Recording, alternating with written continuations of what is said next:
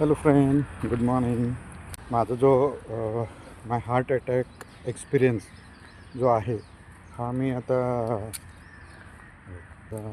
पुढचा एक्सपिरियन्स मी तुम्हाला शेअर करेन. त्याच्या आधी मागचे व्हिडिओ मी इंग्लिश आणि हिंदीमध्ये बनवलेले होते, तर यावेळेसचा व्हिडिओ मी मराठीमध्ये बनवत आहे. मागच्या खेपेला मी सांगितलं होतं की माझे जे फॅमिली डॉक्टर आहेत वैद्य संतोष सूर्यवंशी सर, तर त्यांच्या इथे ज्या पद्धतीची प्रोसेस चालते, म्हणजे तुम्ही ज्यावेळेस केस पेपर काढायला जाता तर तिथून तो पहिल्यांदा जातो मॅडमकडे.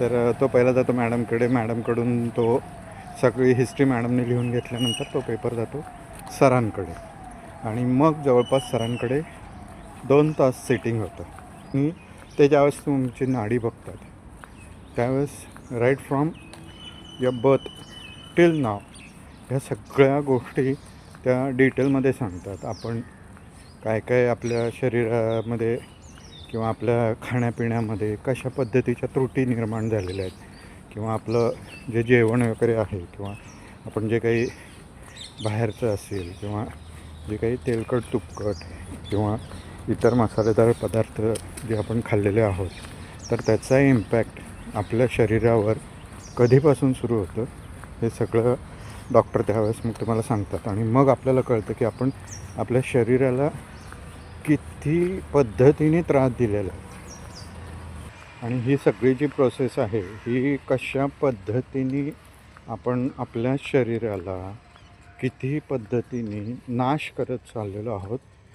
काही बाहेरच्या गोष्टी असतील, बऱ्याचशा काही गोष्टींमुळं, झोप नीट नाही, काही नाही, अशा ज्या सगळ्या गोष्टी आहेत याच्यामुळं आपल्याला आपल्या शरीराला किंवा आपण आपल्या रोगांना कसं आमंत्रण देतो हे मला वैद्य संतोष सूर्यवंशी सरांकडे गेल्यानंतर कळालं.